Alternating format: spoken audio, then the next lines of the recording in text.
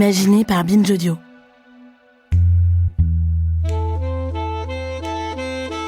Dans ce 3e épisode de Tectonique, Danser, mourir, recommencer, on va questionner comment et pourquoi ce mouvement a été autant méprisé. En parlant avec eux, je me suis rendu compte que c'était un mouvement qui était plein de candeur et que la candeur dans notre époque, c'est pas toléré. C'est peut-être ça que la tectonique a à nous enseigner. Et grâce à ça, on peut se demander comment on agit face au bonheur des autres. Ici, tout est frappé à l'effigie de l'aigle, le logo de la marque. On danse, on s'habille et on boit Tectonique. Alors quand Tectonique a signé la licence avec TF1, ils avaient déjà beaucoup il y avait quelques produits dérivés, tels que les t-shirts. Trixie, danseur tectonique. Quand ils ont signé la licence, c'est vrai qu'ils ont commencé à sortir énormément de goodies. Et je pense qu'ils ont signé ça un peu tard. Et c'est vrai que le fait de voir des gamins de 5-10 ans s'habiller comme ça, ça devenait un peu ridicule, puisque c'est pas la base de notre mouvement, c'est pas ça qu'on a créé. C'est pas là qu'on voulait aller. Donc la direction commerciale qui avait été prise n'allait pas avec la mentalité des clubbers.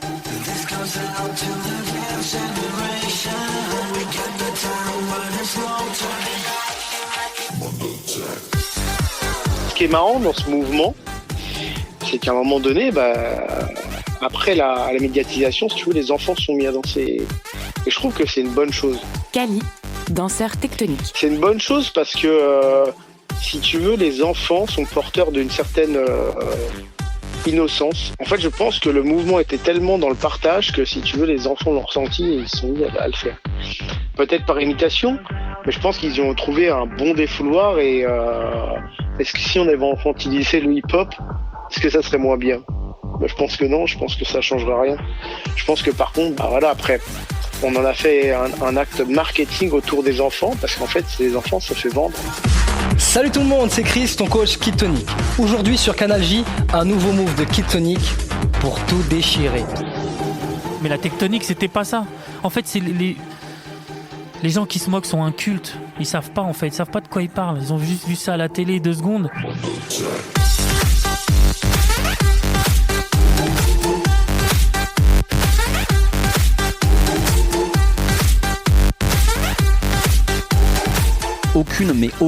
Aucun regret. Alexandre Barouzdine, cofondateur avec Cyril Blanc des soirées tectoniques. Si ce n'est qu'à un moment donné, effectivement, tu ne peux pas maîtriser tes clients.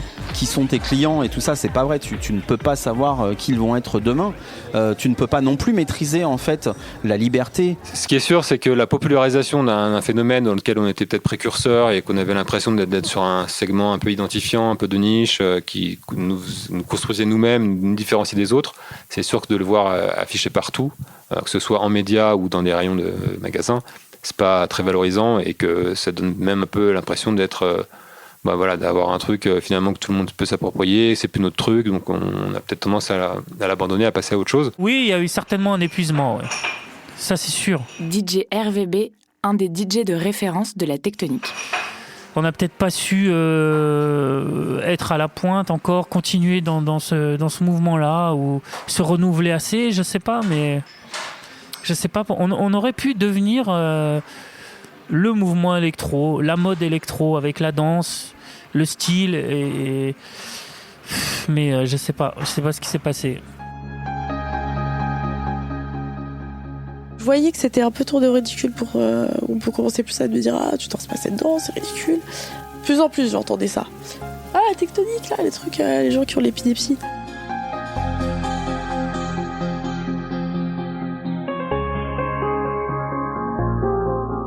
Alors à ce moment-là de l'enquête, je faisais des recherches sur les gens qui se sont moqués de la tectonique et je suis tombé sur une vieille vidéo de John Rachid qui est un bon pote.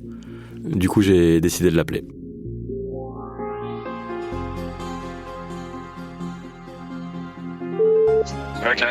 Ouais mon vieux, ça va ? Qu'est-ce que je voulais te dire ? Alors tu vas rigoler mon pote. Je suis actuellement en train de faire un docu audio, plusieurs épisodes, sur l'histoire de la tectonique. Oh non. Et attends, c'est pas fini. Et donc, je fais des recherches l'autre jour Et sur qui je tombe, qui fait ses premiers sketchs sur la tectonique. Non mais tu sais que... Vas-y. Karim, c'est pire que ça. Vas-y. Si je suis là aujourd'hui, c'est grâce à ça. C'est le phénomène de la rentrée, et chaque week-end, 6000 ados se déchaînent. Petit à petit, les rues se transforment en scènes éphémères pour clubbers en culotte courte. On appelle ça la tectonique ta mère. Une danse créée par inadvertance dans un appart de la région lyonnaise. Nous sommes allés à la rencontre de l'homme qui est à l'origine de cette danse, Nick Motek. Tu vois, moi je faisais de la danse depuis que je suis petit, tu vois, je fais un peu de hip-hop et je vois ça arriver, je me dis, ils sont sérieux là ou quoi? C'est quoi ce délire là? C'est n'importe quoi. Et à l'époque, moi je faisais pas ce que je fais aujourd'hui, tu vois, je faisais vite fait quelques vidéos pour mes potes avec un caméscope, mais c'était que pour mes potes. Et je vois ce phénomène et je fais, mais non, mais c'est quoi cette danse, frère? Moi je suis à la salle de danse tous les jours, je fais du break, je fais des trucs debout de ouf. Et je vois les mecs qui remuent leurs bras, je me dis c'est pas possible. Donc moi, taquin, je m'habille n'importe comment, je prends un pote, on va en bas de chez moi, on va vers un banc, je mets des vêtements orange, dégueulasses, fluo et tout, une perruque. Et là, je fais ce sketch en quasi impro. J'avais juste l'idée de chasser des mouches et je fais un sketch là-dessus. Donc c'est ma toute première vraie vidéo, elle est là. C'est la première fois que je fais un buzz de toute ma vie. Hein. C'est tout au début. Internet, c'était pas ce que c'est aujourd'hui. Hein. Et je suis repris sur tous les sites de tectonique. Tous de l'époque, hein, qui parlaient de tectonique et tout. Ils disaient putain, trop marrant, il nous a imité, il nous a machin. Et là, la vidéo, elle monte en une journée à 100 000 vues. Et 100 000 vues à l'époque, c'est énorme. Et là, j'ai Canal+ qui m'appelle. Les films faits à la maison de Canal+, ils m'appellent et ils me disent écoute, on a adoré ta petite vidéo, est-ce qu'on peut la diffuser dans les films faits à la maison? Et moi, ça m'a motivé, je me suis dit putain, bah en fait, on peut faire plein de vidéos et qui marchent sur ça. Et j'ai créé un perso, comme d'habitude, hein, comme je fais à chaque fois. Et j'ai fait plein d'autres vidéos sur la tectonique qui n'ont pas marché. Je voulais exploiter le truc, mais que ça a beaucoup moins marché. Et ce look alors, d'où vient-il? Le look, rien à voir. Le look, j'ai perdu à Paris, voilà. Voilà dans quel état je me retrouve. C'est à Paris il y a longtemps. Et maintenant, je dois m'habiller à vie comme ça. C'est ce look associé à cette danse qui, à l'époque, en plus, on est quoi? On est en 2006. C'est un peu un style un petit peu emprunté des rêves party gays et tout, des trucs comme ça. C'est un truc qui se nourrit de ça un peu. Et à l'époque, l'homophobie, c'est parce que c'est aujourd'hui, tu vois. C'est beaucoup moins facile. C'est moins facile à accepter, tu vois. Ouais, bah oui, il y a eu des préjugés. Il y a eu des préjugés entre le délire où c'est un délire de... C'est pas sympa de dire ça, mais il le disait comme ça, c'était un truc de PD. Sias, danseur tectonique. Alors qu'au final, putain, pour une fois que des gens de quartier ou des gens issus de banlieue Bourges ou banlieue un peu moins Bourges, ou un peu campagne et tout, se retrouvaient au même endroit et surtout accepter. C'était devenu compliqué pour nous, c'est-à-dire qu'on pouvait même pas prendre le métro sans être, j'ai envie de dire, maltraité par certains mecs. Justement, on était tellement dans un délire de androgénéité, de respect de l'un et de l'autre, entre guillemets, tu vois, gay, lesbienne, que on s'est fait traiter de PD dans beaucoup d'endroits, tu vois. Donc, à un moment donné, quand tu peux même pas prendre le métro chez toi, arts et métiers, ça devient grave et tu n'as plus envie de vivre ça, tu as envie de redevenir comme Monsieur Tout-le-Monde. En fait, le truc, c'est que, si tu veux, malheureusement, en France, ils ont tellement essayé de rendre le truc ridicule que, genre, en gros, ouais, voilà, c'est un phénomène de drogué. C'est de la musique de drogué. Pourtant, ces gens-là, on les a jamais vus filmer en club, on les a jamais vus, tu sais, attraper l'intensité du truc, vraiment le ressentir, on les a jamais vus. Ils avaient peur de venir là. On venait, on avait tous des gueules un peu juvéniles, angéliques et tout, etc. Puis au final, on venait pour danser, on venait pour kiffer. D'autres venaient pour d'autres choses et... Enfin, le délire club, quoi. Pour en finir, je pense que la haine vient surtout du look et de la féminisation, on va pas se mentir, de l'époque, quoi. À l'époque, c'était beaucoup moins accepté que maintenant. Aujourd'hui, il y a du voguing et tout. On trouve ça super beau. On trouve ça, moi, je trouve ça super esthétique et tout. Mais à l'époque, ça passait pas pareil. Hein, ouais. Et tant mieux, hein, la société elle a évolué dans le bon sens. Hein. On va pas se plaindre. Hein. C'est les mélodies qui viennent des quartiers négligés. C'est que ça sort le renouveau, ça sort du lot.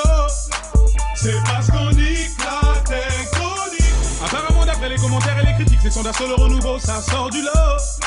C'est parce qu'on nique la tectonique. Moi je demande juste une chose qu'aux gens qui aiment pas le tectonique, c'est qu'ils nous laissent faire du tectonique tranquille, parce que j'en ai marre. Qu'est-ce qui fait que les gens ont un pansement et une moquerie quand on leur parle de la tectonique? C'est la mentalité française, qui est tellement has-been, elle est tellement ridicule. Enfin, les Français, je vous kiffe, hein, je suis français, on est fort. Mais on est tellement nuls. On s'aide pas. On s'entraide pas à monter plus haut. On pourrait être beaucoup plus haut. C'est juste que on se moque de chacun des autres. Dès qu'il y a un truc nouveau, on est jaloux. En fait, c'est la jalousie. La tectonique, c'est une vraie culture, hein.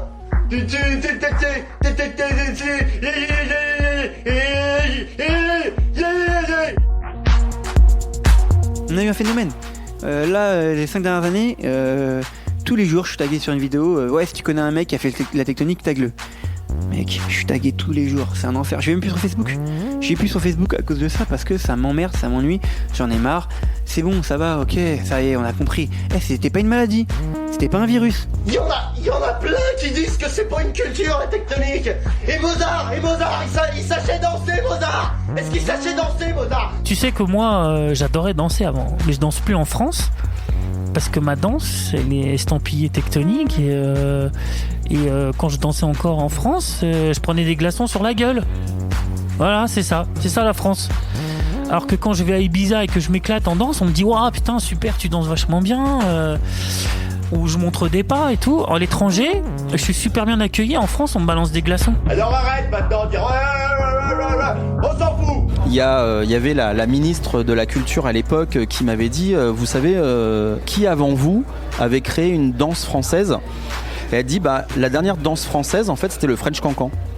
Entre le French Cancan et vous, il n'y a rien. Ce qui me révolte un peu, c'est que tous les mouvements qui sont entre guillemets pas pro-américains ou qui viennent de chez nous, on les accepte pas. Et c'est un peu dommage parce qu'au final, dans 10 ans, on dira mais ça vient de chez nous. Mais à l'époque, est-ce qu'on était prêt à accepter? Je sais pas si le français a pas peur de tout ce qu'il crée et de se taper la honte à l'échelle internationale. En 2008, à partir du moment où la crise financière, elle a commencé avec les subprimes, hein, là je te parle des subprimes, elle a commencé à faire le bout de son nez, que ce soit aux États-Unis et nous en France, on l'a ressenti peu de mois après. Il faut savoir que l'économie, elle s'est arrêtée. Donc il faut comprendre que l'événementiel, quand tu es jeune ou pas et que tu as un certain budget pour vivre, la priorité c'est ton logement, c'est la bouffe. Les soirées, je vais te dire un truc, s'il faut que tu sautes 3 soirées par mois et que tu y ailles plus que dans une, c'est ce qui va se passer. Du jour au lendemain, on voit avec notre booker qu'il n'y a plus de soirées. Au début, je l'ai pas compris, moi je l'ai pas pu venir en fait. Mathilda, danseuse tectonique. Mais je me suis pas dit ça va s'arrêter d'un coup. Moi, je me suis dit justement ça va être de plus en plus pro, ça va aller de plus en plus loin. Moi, je pensais je rêvais, moi j'ai cru que j'étais aux États-Unis. Moi. Le téléphone sonne moins. Guillaume Lascou, ancien cadre chez TF1. On présente la marque, on essaie de la défendre, de donner envie aux gens de se positionner, de leur faire comprendre que c'est quelque chose qui est durable. Et puis, à un moment, on se rend compte que l'appétence du consommateur final, puisqu'on parle bien de consommation et d'achat, elle n'est pas là.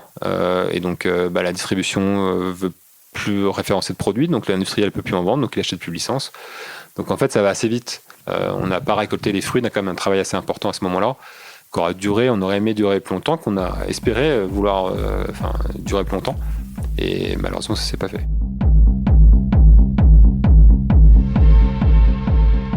Alors, je me rappelle de ce moment où j'ai décidé de me raser la crête, et ça a été long, tout simplement parce que en tant que emblème de ce mouvement et de la marque tectonique, c'était compliqué. Je représentais un mouvement, donc me raser la crête, ça voulait dire qu'on prenait une autre tournure. Mais putain, tu sais pas à quel point j'étais délivré, quoi. En fait, tu médiatises les choses, tu fais monter la mayonnaise, et puis après, ce qui se passe, c'est une overdose. Tu m'en parles tous les jours, moi j'en peux plus, quoi. Vivement que ça se termine. Et moi, je pense qu'ils ont joué autant sur la vague montante pour faire de l'argent que sur la vague descendante. Moi, je pense que ce qui a tué le mouvement, c'est l'argent. Pourquoi, à un moment donné, un phénomène qui s'appelle tectonique, qui permet de rassembler tout le monde, qui permet de rassembler des jeunes, qui est français, qui est né au Métropolis à Rungis, pourquoi, à un moment donné, chercher à le démonter ? où est le problème ? Où est le problème ? Et je me dis, mais c'est ces gens-là, en fait, qui ont un problème dans leur vie de devoir être jaloux de quelque chose qui fonctionne.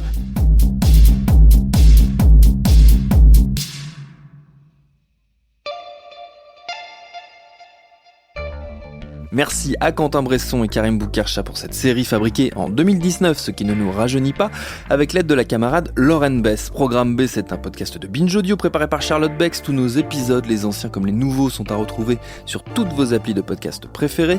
Cherchez-nous sur internet si vous voulez nous parler, et à très vite pour un nouvel épisode.